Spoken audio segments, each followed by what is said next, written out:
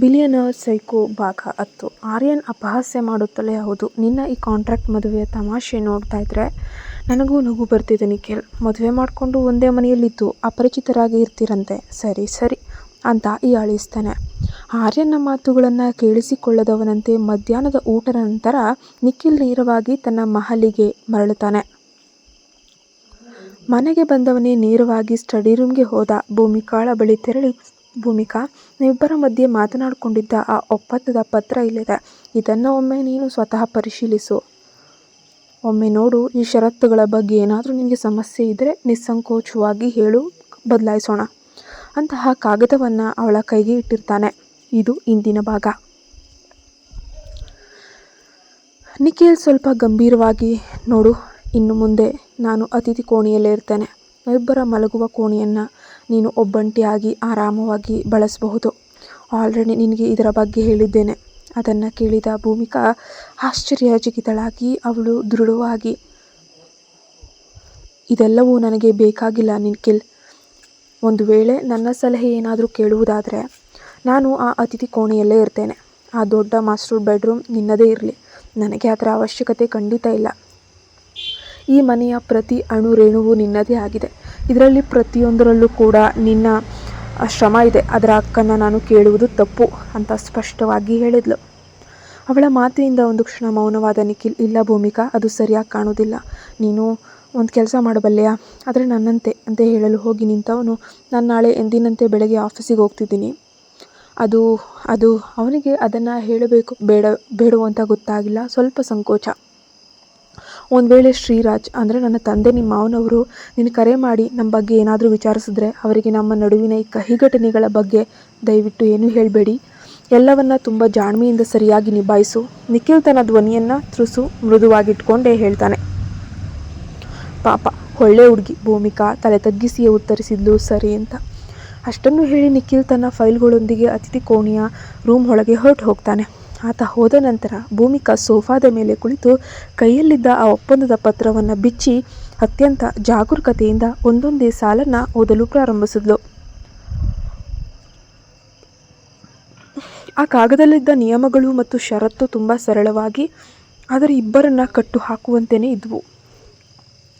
ಈ ಒಪ್ಪಂದದ ಪ್ರಮುಖ ನಿಯಮಗಳು ಹೀಗಿದ್ವು. ನಂಬರ್ 1, ಭೂಮಿಕಾ ಮತ್ತು ನಿಖಿಲ್ ಸರಿಯಾಗಿ ಸುಮಾರು 2 ವರ್ಷಗಳು ಜೊತೆಗಿದ್ದು ನಂತರ ಕಾನೂನಾತ್ಮಕವಾಗಿ ಡೈವರ್ಸ್ ಪಡೆದುಕೊಳ್ತಾರೆ. ಎರಡನೇದು, ಹೊರಗಿನ ಸಮಾಜ ಮತ್ತು ಪ್ರಪಂಚದ ಕಣ್ಣಿಗೆ ಇವರಿಬ್ಬರು ತುಂಬ ಆದರ್ಶ ಗಂಡ ಹೆಂಡತಿಯಂತೆ ನಟಿಸ್ತಾರೆ. ಆದರೆ ಮನೆಯ ಒಳಗೆ ತಾವು ಒಂಟಿಯಾಗಿರುವಾಗ ಇಬ್ಬರು ಪರಸ್ಪರ ಅಪರಿಚಿತರಾಗಿ ಸ್ಟ್ರೇಂಜರ್ಸ್ ಥರ ಇರ್ತಾರೆ. ಇಬ್ಬರು ಯಾವುದೇ ಕಾರಣಕ್ಕೂ ಪರಸ್ಪರರ ವೈಯಕ್ತಿಕ ಅಥವಾ ಖಾಸಗಿ ಜೀವನದ ವಿಷಯಗಳಲ್ಲಿ ತಲೆ ಹಾಕುವಂತಿಲ್ಲ ಮತ್ತು ಪ್ರಶ್ನೆ ಮಾಡುವಂತಿಲ್ಲ. ಅಗತ್ಯವಿದ್ದಾಗಲೆಲ್ಲ ಕೂಡ ಭೂಮಿಕಾ ಹೆಂಡತಿಯಾಗಿ ನಿಖಿಲ್ ಜೊತೆ ಎಲ್ಲ ಹೈ ಪ್ರೊಫೈಲ್ ಬಿಸ್ನೆಸ್ ಹಾಗೂ ಸಾಮಾಜಿಕ ಪಾರ್ಟಿಗಳಲ್ಲಿ ಕಡ್ಡಾಯವಾಗಿ ಭಾಗವಹಿಸಬೇಕು. ನಿಖಿಲ್ ತನ್ನ ತಂದೆ ಶ್ರೀರಾಜ್ ಅವರ ವಿಶ್ವಾಸ ಗಳಿಸಿ ಅವರ ಮನವೊಲಿಸಲು ಭೂಮಿಕಾ ಸಂಪೂರ್ಣವಾಗಿ ಸಹಾಯ ಮಾಡಲೇಬೇಕು. ನಮ್ಮ ನಡುವಿನ ಈ ರಹಸ್ಯ ಮದುವೆ ಒಪ್ಪಂದದ ಬಗ್ಗೆ ಹೊರಗಿನ ಮೂರನೇ ವ್ಯಕ್ತಿಯೊಂದಿಗಾಗಲಿ ಅಥವಾ ಪೋಷಕರೊಂದಿಗಾಗಲಿ ಏನನ್ನೂ ಹಂಚಿಕೊಳ್ಳುವಂತಿಲ್ಲ. ಈ 2 ವರ್ಷಗಳ ಅವಧಿಯಲ್ಲಿ ಇಬ್ಬರು ಬೇರೆ ಯಾವುದೇ ವ್ಯಕ್ತಿಯೊಂದಿಗೆ ಯಾವುದೇ ರೀತಿಯ ಪ್ರೇಮ ಅಥವಾ ದೈಹಿಕವಾಗಿ ಸಂಬಂಧಗಳನ್ನು ಹೊಂದುವಂತಿಲ್ಲ. ಈ ಒಪ್ಪಂದಕ್ಕೆ ಇಬ್ಬರು ಸಹಿ ಹಾಕಿದ ನಂತರ ಯಾವುದೇ ಕಾರಣಕ್ಕೂ ಇದನ್ನು ಮಧ್ಯದಲ್ಲಿ ರದ್ದುಗೊಳಿಸೋಕೆ ಸಾಧ್ಯವೇ ಇಲ್ಲ. ಆದರೆ ಆ 8ನೇ ನಿಯಮದ ಕೆಳಗೆ ಒಂದು ಕಠಿಣವಾದ ಷರತ್ತನ್ನು ಹಾಕಲಾಗಿತ್ತು. ಒಪ್ಪಂದವನ್ನು ಯಾರು ಮಧ್ಯದಲ್ಲೇ ಮುರಿದು ರದ್ದುಗೊಳಿಸ್ತಾರೋ ಅವರು ಇನ್ನೊಬ್ಬ ವ್ಯಕ್ತಿಗೆ ಬರೋಬ್ಬರಿ 50 ಲಕ್ಷ ರೂಪಾಯಿಗಳನ್ನು ದಂಡದ ರೂಪದಲ್ಲಿ ಪಾವತಿಸಲೇಬೇಕಾಗಿತ್ತು. ಭೂಮಿಕಾ ಆ ಸಾಲನ್ನು ನೋಡಿ ಒಂದು ಕ್ಷಣ ಆಳವಾದ ಯೋಚನೆಗೆ ಬಿದ್ಲು. ನಿಖಿಲ್ನಂತಹ ಬಿಲಿಯನರ್ಗೆ 50 ಲಕ್ಷ ಹಣ ದೊಡ್ಡದಲ್ಲ. ಸತತ ಪರಿಸ್ಥಿತಿಯಲ್ಲಿ ರಾಜ್ ಗ್ರೂಪ್ನ ಬಹುಪಾಲು ಷೇರುಗಳನ್ನು ತನ್ನದಾಗಿಸಿಕೊಳ್ಳಲು ಹಠ ಹಿಡಿದಿದ್ದರಿಂದ ಈ ಸಮಯದಲ್ಲಿ ಒಪ್ಪಂದ ಮುರಿದು 50 ಲಕ್ಷ ಕಳೆದುಕೊಳ್ಳುವುದು ಅವನ ಬಿಸ್ನೆಸ್ಗೆ ದೊಡ್ಡ ರಿಸ್ಕ್ ಆಗುತ್ತೆ. ಆ ಅನಿವಾರ್ಯತೆ ನಿಖಿಲ್ಗೆ ಇದೆ ಎಂಬುದು ಭೂಮಿಕಾಗೆ ಚೆನ್ನಾಗಿ ತಿಳಿದಿತ್ತು. ಇನ್ನು ತನ್ನ ವಿಷಯಕ್ಕೆ ಬಂದರೆ, ಸದ್ಯದ ಪರಿಸ್ಥಿತಿಯಲ್ಲಿ ತನಗಂತೂ ಅಷ್ಟೊಂದು ದೊಡ್ಡ ಮೊತ್ತವನ್ನು ದಂಡವಾಗಿ ಪಾವತಿಸೋದು ಸಂಪೂರ್ಣ ಅಸಾಧ್ಯ.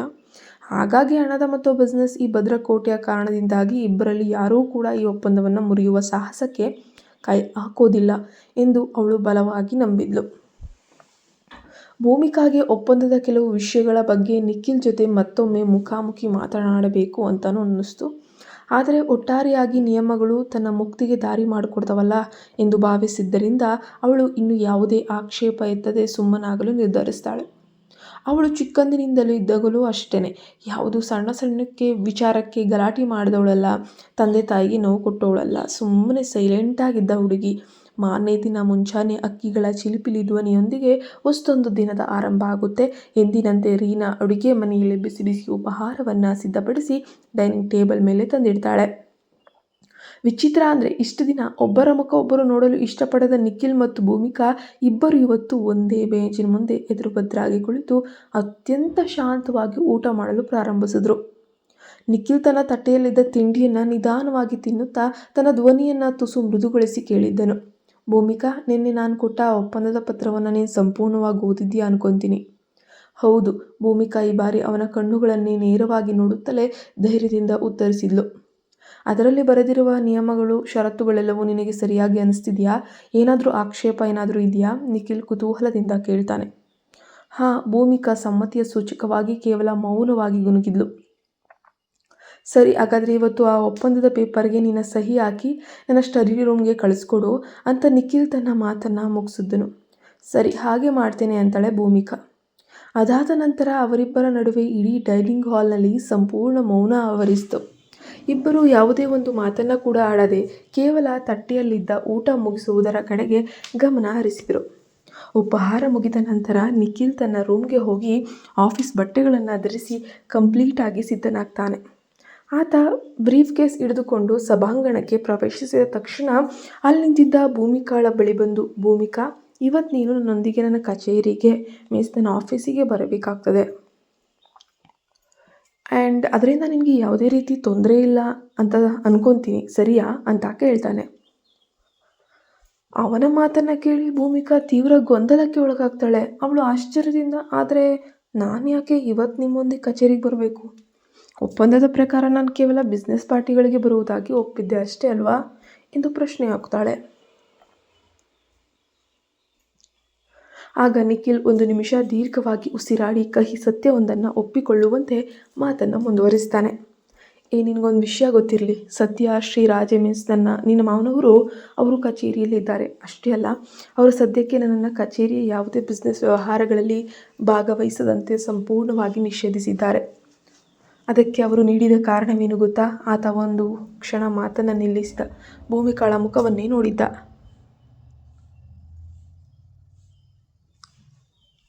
ನಾನು ನನ್ನ ಹೊಸ ಹೆಂಡತಿಯಾದ ನಿನಗೆ ಹೆಚ್ಚಿನ ಸಮಯವನ್ನು ನೀಡಬೇಕಂತೆ.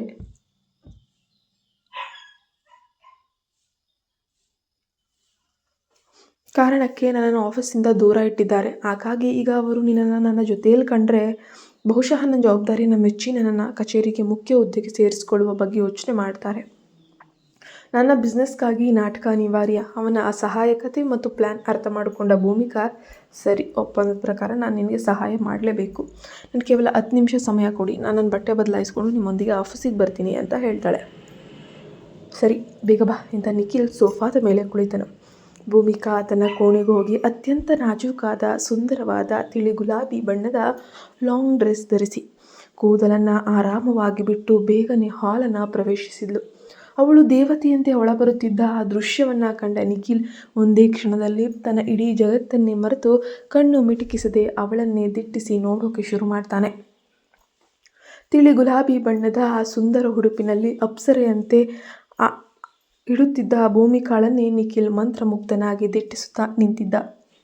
ಆತ ತದೇಕ ಚಿತ್ತದಿಂದ ನೋಟವನ್ನು ಕಂಡು ಭೂಮಿಕಾಗೆ ಒಂದು ಕ್ಷಣ ತಬ್ಬಿಬ್ಬಾಯಿತು. ತನ್ನ ಬಟ್ಟೆಯಲ್ಲಿ ಏನಾದರೂ ದೋಷವಿದೆಯೇ ಅಥವಾ ತಾನು ಅಸಹ್ಯವಾಗಿ ಕಾಣ್ತಿದ್ದೀನಾ ಅಂತ ಅಂದ್ಕೊಂಡು ಅವಳು ಗಾಬರಿಯಿಂದ ತನ್ನ ಡ್ರೆಸ್ಸನ್ನು ಒಮ್ಮೆ ಸರಿಪಡಿಸ್ಕೊಂಡ್ಳು. ಯಾಕೆ ಈ ಡ್ರೆಸ್ ನನ್ನ ಮೇಲೆ ಸರಿಯಾಗಿ ಕಾಣ್ತಾ ಇಲ್ವಾ? ನಾನು ಹೋಗಿ ಬೇರೆ ಬಟ್ಟೆ ಧರಿಸ್ಬರ್ಬೇಕಾ ಅಂತ ಭೂಮಿಕಾ ಸಂಕೋಚದಿಂದಲೇ ಕೇಳಿದ್ಲು. ನಿಖಿಲ್ ತಕ್ಷಣವೇ ತನ್ನ ಕಲ್ಪನಾ ಲೋಕದಿಂದ ಹೊರಬಂದು ಮುಖದ ಗಂಭೀರತೆಯನ್ನು ಮರಳಿ ತಂದುಕೊಳ್ಳುತ್ತಾ, ಇಲ್ಲ, ಆ ಬದಲಾವಣೆ ಏನು ಬೇಡ, ಅದು ತುಂಬ ಚೆನ್ನಾಗಿದೆ. ಅಂದ ಹಾಗೆ ನೀನು ಈ ಉಡುಪಿನಲ್ಲಿ ತುಂಬ ಸುಂದರವಾಗಿ ಕಾಣ್ತಿದೀಯ. ಈಗ ತಡ ಮಾಡೋದು ಬೇಡ, ಹೊರಡೋಣವಾ ಎಂದು ಅತಿ ಸರಳವಾಗಿ ಹೇಳಿ ತಕ್ಷಣವೇ ತಿರುಗಿ ಮುಖ ತಿರುಗಿಸ್ಕೊಂಡು ಹೊರಗೆ ನಡೀತಾನೆ. ನಿಖಿಲ್ ಬಾಯಿಂದ ಚೆನ್ನಾಗಿ ಕಾಣ್ತೀಯಾ ಎಂಬ ಹೊಗಳಿಕೆಯ ಮಾತುಗಳನ್ನು ಕೇಳಿ ಭೂಮಿಕಾಳ ಮನಸ್ಸಿನೊಳಗೆ ಒಮ್ಮೆಲೆ ನವಿಲುಗರಿ ಮೂಡಿದಂತಾಗುತ್ತೆ. ಅವಳ ತುಟಿಯಂಚಲ್ಲಿ ಸಣ್ಣದೊಂದು ಮುಗುಳ್ನಗು ಹರಳಿತ್ತು. ಮನಸ್ಸಿನಲ್ಲೇ ಅಂದರೆ ನಾನು ನಿಜವಾಗಿಯೂ ಚೆನ್ನಾಗಿ ಕಾಣ್ತಿದ್ದೀನಾ ಅಂತ ಖುಷಿಯಿಂದ ಗುಣುಗುತ್ತಾ ಅವನ ಹಿಂದೆಯೇ ಹೆಜ್ಜೆಯನ್ನು ಹಾಕ್ತಾಳೆ. ಸ್ವಲ್ಪ ಸಮಯದ ಪ್ರಯಾಣದ ನಂತರ ನಿಖಿಲ್ ಮತ್ತು ಭೂಮಿಕಾ ಇಬ್ಬರೂ ಕೂಡ ಆಫೀಸನ್ನು ತಲುಪ್ತಾರೆ. ನಿಖಿಲ್ ರಾಜ್ನ ಕಾರ್ ಬಂದು ನಿಲ್ಲುತ್ತಿದ್ದಂತೆ ಆಫೀಸ್ನ ಎಂಟ್ರಿಯಲ್ಲಿದ್ದಂತಹ ಸೆಕ್ಯೂರಿಟಿಯಿಂದ ಹಿಡಿದು ರಿಸೆಪ್ಷನಿಸ್ಟ್ವರೆಗೂ ಎಲ್ಲರ ಕಣ್ಣುಗಳು ಅವರ ಮೇಲೆಯೇ ನಿಂತಿದ್ವು. ಅಷ್ಟೇ ಅಲ್ಲ, ಕಠೋರ ಉದ್ಯಮಿ ನಿಖಿಲ್ ರಾಜ್ ತನ್ನ ಹೆಂಡತಿಯನ್ನು ಕಚೇರಿಗೆ ಕರೆದುಕೊಂಡು ಬರೋದು ಅಂದರೆ ಸುಮ್ಮನೆನಾ ಅನ್ನೋ ಸುದ್ದಿ ಕ್ಷಣಾರ್ಧದಲ್ಲಿ ಇಡೀ ಆಫೀಸ್ ತುಂಬ ಆವರಿಸ್ಬಿಡುತ್ತೆ.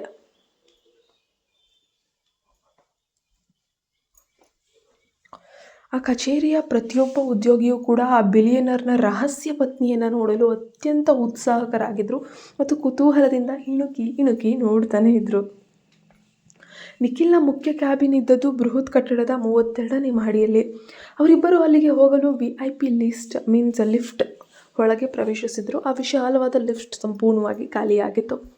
ಭೂಮಿಕಾಗೆ ಮೊದಲೇ ಇಂತಹ ಎತ್ತರದ ಜಾಗಗಳು ಮತ್ತು ಮುಚ್ಚಿದ ಲಿಫ್ಟ್ಗಳೆಂದರೆ ಒಂದು ರೀತಿಯ ಅಜ್ಞಾತ ಭಯ, ಹೇಳಿಕೊಳ್ಳದಿರೋಷ್ಟು ಟೆನ್ಷನ್ನು. ಲಿಫ್ಟ್ ವೇಗವಾಗಿ ಮೇಲಕ್ಕೆ ಚಲಿಸೋಕೆ ಪ್ರಾರಂಭಿಸಿದರೆ ಅವಳ ಹೃದಯದ ಬಡಿತ ಹೆಚ್ಚಾಗುತ್ತೆ, ಹೃದಯ ಬಾಯಿಗೆ ಬಂದಂಗೆ ಆಗುತ್ತೆ. ಭಯಭೀತಳಾದವಳಂತೆ ತನ್ನ ಎರಡೂ ಕೈಗಳನ್ನು ಆತಂಕದಿಂದ ಜೋರಾಗಿ ಉಜ್ಜಿಕೊಳ್ಳೋಕೆ ಶುರು ಮಾಡ್ತಾಳೆ.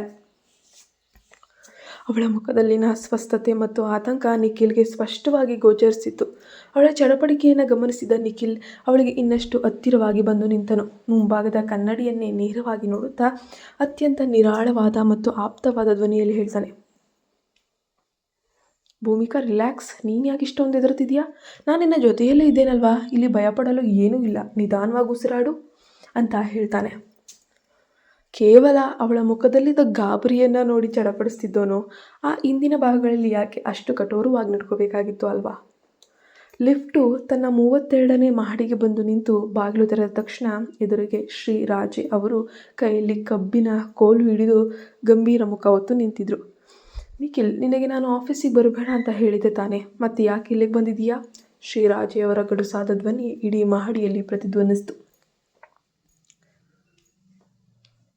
ಆಗ ಭೂಮಿಕಾ ನಿಖಿಲ್ನ ಕೈಯನ್ನು ಗಟ್ಟಿಯಾಗಿ ಹಿಡಿದುಕೊಂಡೆ ಮುಂದೆ ಬಂದು, ನಾನು ಇಲ್ಲಿ ಯಾವುದೇ ತರಹದ ಸಣ್ಣ ತಪ್ಪುಗಳು ಮಾಡದಂತೆ ಜಾಗ್ರತೆ ವಹಿಸಬೇಕು ಅಂದುಕೊಂಡಿದ್ದೇನೆ ಅಷ್ಟೇ. ಈಗ ಇಡೀ ಆಫೀಸ್ನಲ್ಲಿ ಎಲ್ಲರೂ ನಿಖಿಲ್ ರಾಜ್ ಪತ್ನಿ ಅಂದ ಮೇಲೆ ನನ್ನಿಂದ ತುಂಬ ಹೆಚ್ಚಿನ ನಿರೀಕ್ಷೆಗಳನ್ನು ಇಟ್ಕೊಂಡಿರ್ತಾರಲ್ವಾ?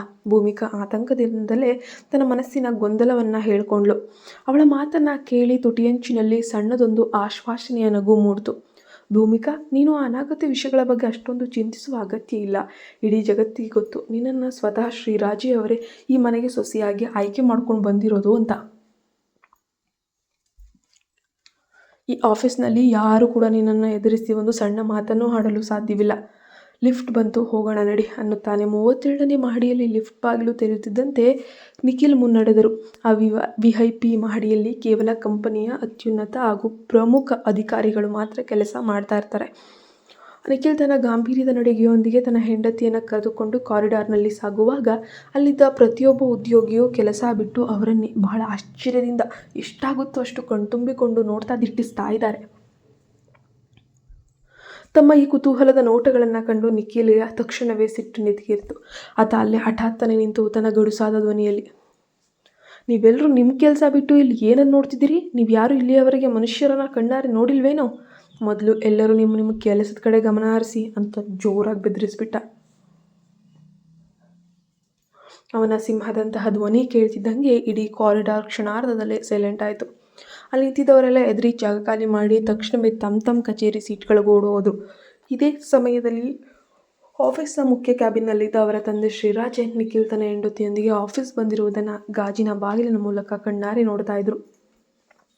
ಆದ ತಕ್ಷಣವೇ ತನ್ನ ಪರ್ಸನಲ್ ಸೆಕ್ರೆಟರಿಯನ್ನು ಕರೆದು ನಿಖಿಲ್ನನ್ನು ತಕ್ಷಣ ತನ್ನ ರೂಮ್ಗೆ ಕಳಿಸುವಂತೆ ಆಜ್ಞಾಪಿಸ್ತಾನೆ. ಸ್ವಲ್ಪ ಸಮಯದ ನಂತರ ನಿಖಿಲ್ ಗಾಂಭೀರ್ಯದಿಂದ ಹೆಜ್ಜೆ ಹಾಕುತ್ತಾ ತನ್ನ ತಂದೆಯ ಆಫೀಸ್ ಕೋಣೆಯೊಳಗೆ ಪ್ರವೇಶಿಸ್ತಾನೆ.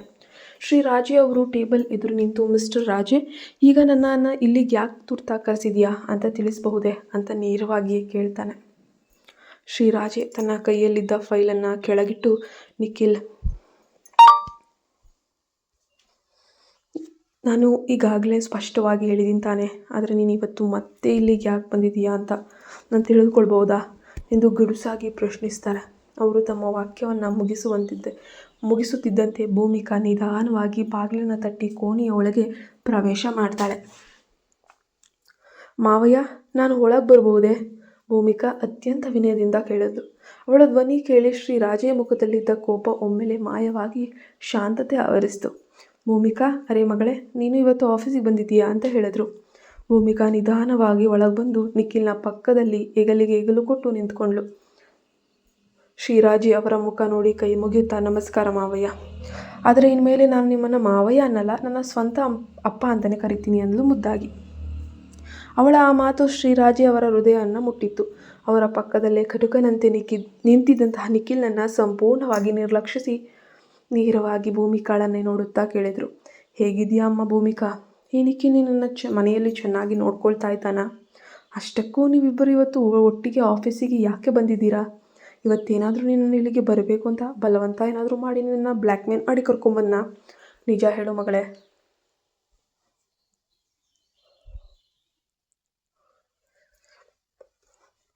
ಅವರ ಈ ಸಾಲು ಸಾಲು ಪ್ರಶ್ನೆಗಳನ್ನು ಕೇಳಿ ಪಕ್ಕದಲ್ಲೇ ನಿಂತಿದ್ದ ನಿಖಿಲ್, ನನ್ನ ಬಗ್ಗೆ ಅವರಿಗೆ ಇಷ್ಟೊಂದು ಅನುಮಾನ ಇದೆಯಾ ಅನ್ನೋ ಥರ ಬೇಸರದಿಂದ ತಲೆ ಆಡಿಸ್ತಾನು. ತಾನು ಕಣ್ಣೋದರೆ ಅಕ್ಷರಶಃ ಜೀವಂತವಾಗಿ ನಿಂತಿದ್ರು ನನ್ನ ಸ್ವಂತ ತಂದೆ ತನ್ನ ಹೆಂಡತಿಯ ಬಳಿ ತನ್ನ ಮುಂದೆಯೇ ಇಂತಹ ಪ್ರಶ್ನೆಗಳನ್ನು ಕೇಳ್ತಿರೋದು ಅವನಿಗೆ ಒಳಗೊಳಗೆ ಎಲ್ಲೋ ಒಂದು ಕಡೆ ಕಿರಿಕಿರಿ ಉಂಟು ಮಾಡುತ್ತೆ. ಆದರೆ ಭೂಮಿಕಾ ತಕ್ಷಣವೇ ಮುಗುಳ್ನಗುತ್ತಾ, ಇಲ್ಲ ಇಲ್ಲ ಇಲ್ಲ ಅಪ್ಪ, ನೀವು ಅಂದುಕೊಳ್ಳುತ್ತಿರೋದು ತಪ್ಪು. ನಿಖಿಲ್ ನಿಜವಾಗಿಯೂ ನನ್ನನ್ನು ತುಂಬ ಅಂದರೆ ತುಂಬ ಚೆನ್ನಾಗಿ ನೋಡ್ಕೊಳ್ತಿದ್ದಾರೆ. ಈಗ ಅವರು ನನ್ನ ಮೇಲೆ ಯಾವುದೇ ಬಲವಂತ ಮಾಡಿಲ್ಲ. ನನ್ನ ಪ್ರತಿಯೊಂದು ಇಷ್ಟ ಕಷ್ಟ ಆಸೆಗಳ ಬಗ್ಗೆ ಅವರು ತುಂಬ ಕಾಳಜಿಯನ್ನು ಮಾಡ್ತಾರೆ ಎಂದು ದೃಢವಾಗಿ ಸುಳ್ಳು ಸಾಕ್ಷಿಯನ್ನು ನುಡಿದಿದ್ಲು. ಮೊದಲಿಗೆ ತಂದೆಯ ಪ್ರಶ್ನೆಗಳಿಂದ ತೀವ್ರ ಕಿರಿಕಿರಿಗೊಂಡಿದ್ದ ನಿಖಿಲ್ ಭೂಮಿಕಾಳ ಬಾಯಿಂದ ಬಂದ ಆ ನಂಬಲಾಗದ ಅದ್ಭುತ ವಾಕ್ಯಗಳನ್ನು ಕೇಳಿ ಜನ್ಮದಲ್ಲೇ ಮೊದಲ ಬಾರಿಗೆ ಸಂಪೂರ್ಣವಾಗಿ ದಿಗ್ಭ್ರಮೆಗೊಂಡು ಆಘಾತದಿಂದ ಅವಳ ಮುಖವನ್ನೇ ದೊಡ್ಡದು ಮಾಡಿಕೊಂಡು ನೋಡೋಕೆ ಶುರು ಮಾಡ್ತಾರೆ. ಭೂಮಿಕಾಳ ಆ ಜಾಣ್ಮೆಯ ಉತ್ತರವನ್ನು ಕೇಳಿ ಶ್ರೀರಾಜೆ ಅವರ ಮುಖದಲ್ಲಿ ತೃಪ್ತಿಯ ನಗು ಮೂಡಿತು. ಮಗನ ಮೇಲಿದ್ದ ಕೋಪ ಕೊಂಚ ಕಡಿಮೆಯಾಯಿತು. ನಿಖಿಲ್ ತಕ್ಷಣವೇ ಪರಿಸ್ಥಿತಿಯನ್ನು ತನ್ನ ಹತೋಟಿಗೆ ತಂದುಕೊಳ್ಳುತ್ತಾ ಅಂದ ಹಾಗೆ, ಮಿಸ್ಟರ್ ರಾಜೆ, ಭೂಮಿಕಾ ಇವತ್ತು ನಮ್ಮ ಆಫೀಸಿನ ಕೆಲವು ಪ್ರಮುಖ ದಾಖಲೆಗಳನ್ನು ಸ್ವತಃ ಪರಿಶೀಲಿಸಲು ಬಂದಿದ್ದಾಳೆ ಮತ್ತು ಬಯಸಿದ್ದಾಳೆ. ಆ ಕೆಲಸ ಮುಗಿದ ನಂತರ ನಾನು ಅವಳನ್ನು ಸುರಕ್ಷಿತವಾಗಿ ಮನೆಗೆ ಕರೆದುಕೊಂಡು ಹೋಗಿ ಬಿಟ್ಟು ಬರ್ತೀನಿ. ನಿಮಗೆ ಸಮ್ಮತಿ ಇದ್ದರೆ ಮಾತ್ರ ಅಂತ ಹೇಳ್ತಾನೆ. ಶ್ರೀರಾಜೆ ತಲೆಯಾಡಿಸುತ್ತಾ ಸರಿ, ಹಾಗೆ ಆಗಲಿ ಎಂದು ಅನುಮತಿ ನೀಡ್ತಾರೆ. ಆಫೀಸಿನ ಕೆಲಸಗಳನ್ನೆಲ್ಲ ಮುಗಿಸಿದ ನಂತರ ನಿಖಿಲ್ ಮತ್ತು ಭೂಮಿಕಾ ಇಬ್ಬರು ಕಚೇರಿಯ ಹತ್ತಿರದಲ್ಲೇ ಇದ್ದ ಒಂದು ಐಷಾರಾಮಿ ರೆಸ್ಟೋರೆಂಟ್ಗೆ ತೆರಳುತ್ತಾರೆ. ಇಡೀ ದಿನದ ಯಶಸ್ಸಿನ ಖುಷಿಯಲ್ಲಿ ಅವರು ಒಂದು ಸಣ್ಣ ಪಾರ್ಟಿ ಮೂಡ್ನಲ್ಲೇ ಇದ್ದರು. ರೆಸ್ಟೋರೆಂಟ್ನ ಮೂಲೆಯಲ್ಲಿದ್ದ ಒಂದು ಪ್ರತ್ಯೇಕ ಟೇಬಲ್ ಬಳಿ ಇಬ್ಬರು ಕೂಡ ಎದುರು ಬದರಾಗಿ ಕುಳಿತುಕೊಂಡಿದ್ರು. ಅಷ್ಟರಲ್ಲೇ ವೇಟರ್ ಬಂದು ಅವರ ಕೈಗೆ ಮೆನು ಕಾರ್ಡನ್ನು ನೀಡ್ತಾನೆ. ನಿಖಿಲ್ ಮೆನು ಕಾರ್ಡನ್ನು ನೋಡುತ್ತಾ, ಭೂಮಿಕಾ, ನೀನು ಇವತ್ತು ಮಧ್ಯಾಹ್ನ ಏನು ತಿನ್ನೋಕೆ ಬಯಸ್ತೀಯಾ ಎಂದು ಮೃದುವಾಗಿ ಕೇಳ್ತಾನೆ. ಈ ಕತೆ ನೀವು ಮುಂದುವರೆದ ಭಾಗವನ್ನು ನೋಡಬೇಕು ಅಂದರೆ ಈ ಕೂಡಲೇ ನಮ್ಮ ಚಾನಲ್ಗೆ ಸಬ್ಸ್ಕ್ರೈಬ್ ಆಗಬೇಕು. ಆ್ಯಂಡ್ ಈ ಕತೆ ಇಷ್ಟ ಆಗಿದ್ರೆ ದಯವಿಟ್ಟು like, share, comment and hype ಮಾಡೋದನ್ನು ಮರಿಬೇಡಿ. ನಿಮ್ಮ ಪ್ರೀತಿಯ ಕಮೆಂಟ್ಗೋಸ್ಕರ ಕಾಯ್ತು.